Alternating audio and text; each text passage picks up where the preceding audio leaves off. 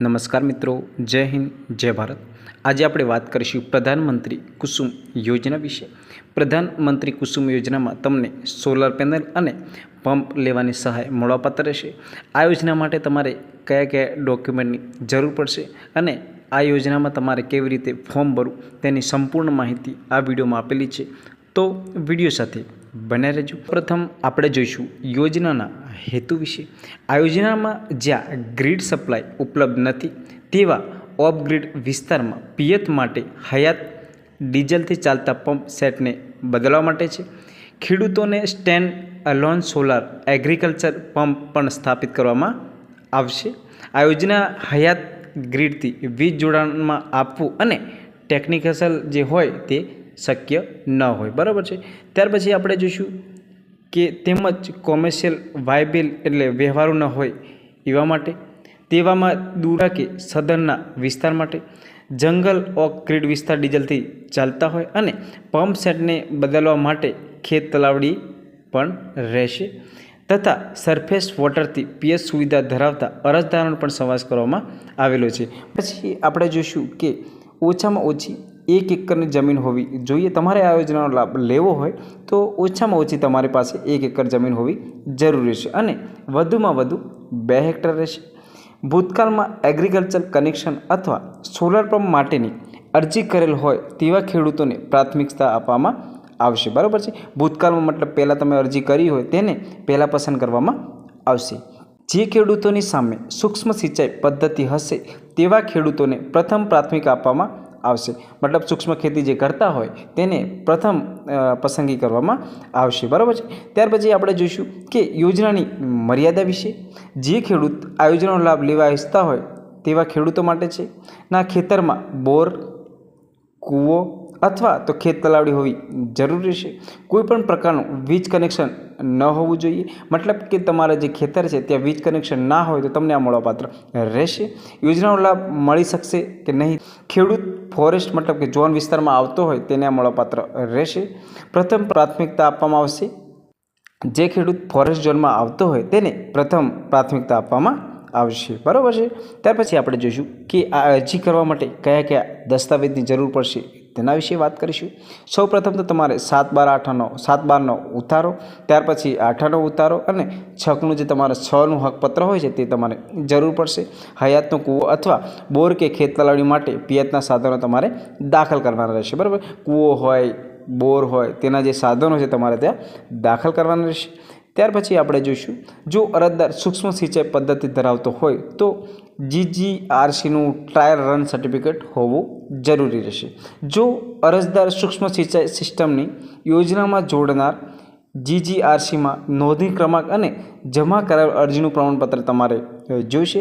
આપી કમેન્ટમાં તમે મને લખી દેજો તે GGRCનું પ્રમાણપત્ર ક્યાં મળશે તે પૂરું તમને માહિતી આપવામાં આવશે અને બની એક વિડીયો પણ બનાવીશ। ત્યાર પછી આપણે જો અરજદાર નાના અને સીમાંત ખેડૂતો હોય તો વાત કરીએ તો 2 હેક્ટરથી લઈને ઓછામાં ઓછી જમીન ધરાવતા હોવા જોઈએ અને અધિકારોનું પ્રમાણપત્ર હોવું જરૂરી રહેશે। ત્યાર પછી આ ચાર્ટ છે, જેમ કે PM કુસુમ પોર્ટલ હેઠળ નોંધાવેલા પડતર અરજીઓ જેમણે સોલાર પંપ કે પરંપરાગત વીજ જોડાણ હજુ સુધી નથી કરેલું અને અરજદારની નોંધણી ક્રમાંક સાથેની અરજી ઝેરોક્ષ તમારે નકલ જોઈશે।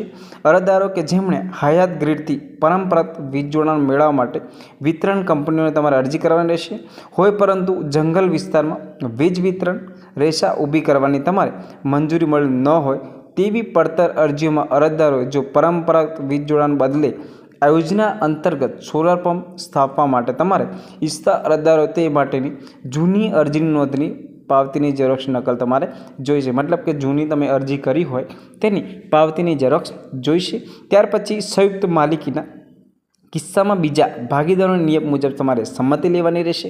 વન વિસ્તારમાં ખાનગી જમીન રેવન્યુ ડેલ અને ધારક લાભાર્થી અરજદારનો માન્ય દસ્તાવેજની નકલ તમારે જોઈશે। ત્યાર પછી વન અધિકાર અધિનિયમ 2006 મુજબ અંતર્ગત જે છે વનવાસીઓ વન જમીન ઉપર વ્યક્તિગત દાવા મંજૂર કરી અને ખેડાણ હકો આપવામાં આવ્યા છે, બરાબર છે। તેવા લાભાર્થી અરજદારના માન્ય દસ્તાવેજ પુરાવાની તમારે નકલ જોઈશે। આ જે વસ્તુ આપેલી છે તમારે નકલને જોઈશે। ત્યાર પછી વાત કરીએ આપણે અરજીના પ્રકાર વિશે। અરજી જૂની અને નવી વિશે વાત કરીએ આપણે તો પહેલાં તમે અરજી કરી હોય ત્યાર પછી જૂની અરજી કરી હોય એના માટે પીએમ કુસુમ પોર્ટલ હેઠળ નોંધાયેલા પડતર અરજીઓ કે જેમણે સોલાર પંપ કે પરંપરાગત વીજ જોડાણમાં તમે હજુ સુધી મળેલ ન હોય તે અરજી છે તમારી હયાત ગણાશે, બરાબર છે। જો પહેલાં તમે કર્યું હોય તો બીજી વાર તમે અરજી નહીં કરી શકો। ત્યાર પછી બીજી વાત કરીએ આપણે જૂની, જેમ કે અરજદારો કે જેમણે હયાત ગ્રીડથી પરંપરાગત વીજ જોડાણ મેળવવા માટે વીજ વિતરણ કંપનીઓમાં અરજી કરેલ હોય પરંતુ જંગલ વિસ્તારમાં વીજ વિતરણ રેખા ઊભી કરવામાં નહીં આવે, મંજૂરી ન હોય તે પડતરને હયાત પણ ગણાશે। મતલબ કે જંગલ વિસ્તારમાં તમારે જમીન હોય અને ત્યાં તમારે MGVCM કોઈ વીજ કરણ નથી તો તમારે ત્યાં હયાત તમારે ત્યાં નાખવા માંગો છો તો ત્યાં તમને મળવાપાત્ર રહેશે। ત્યાર પછી આપણે વાત કરીશું આ યોજના જોડાવા માટે અરજદારો વિશે। GUVN દ્વારા માન્ય કરેલ એજન્સીઓની જોઈશે। યાદીઓમાંથી કોઈ પણ સોલાર એજન્સી તમારે પસંદ કરવાની રહેશે। જે યાદી આપી છે એ યાદીમાંથી તમે કોઈ પણ એજન્સીની પસંદગી કરી શકો છો। તેમના દ્વારા સ્ટેટસ પોર્ટલ પર જરૂરી દસ્તાવેજ તમારે અપલોડ કરવાના રહેશે। જે જરૂરી દસ્તાવેજ છે તે પ્રમાણે અપલોડ કરવાના રહેશે। ત્યાર પછી આપણે જોઈશું આ યોજનાનો લાભ લેવા ઈચ્છતા ખેડૂતો માટેના ધારાધોરણ મળવાપાત્ર સબસિડી, અરજદારે ભરવાની રકમ માન્ય એજન્સી, યાદી વગેરેની માહિતી આ પરિપત્ર સ્ટેટસ અને પોર્ટલ પર તમારે મળી જશે। આ પોર્ટલ છે પીએમ કુસુમ યોજના, તમે ક્રોમ બ્રાઉઝરમાં જ્યારે સર્ચ કરશો એટલે પૂરી તમને માહિતી મળી જશે। ત્યાં માહિતી આપી છે તેમાં વધુ માહિતી તમારે જોઈતી હોય તો DGVCL, MGVCL અને PGVCL અને EGVCL જે કોન્ટેક્ટ નંબર આપેલા છે આ કોન્ટેક્ટમાં નંબરમાં તમે ફોન કરીને વધારે માહિતી પૂછી શકો છો, બરાબર છે। આ જે યોજનાનું તમારે ફોર્મ ભરવાનું હોય તો અરજીની છેલ્લી તારીખ 4/9/2024 છે અને વધારે માહિતી માટે તમે પીએમ કુસુમ યોજના પોર્ટલ પર તમે જઈ શકો છો। જો વિડીયો ગમ્યો હોય તો વિડીયોને લાઇક અને સબસ્ક્રાઈબ જરૂર કરી દેજો। જય શ્રી રામ।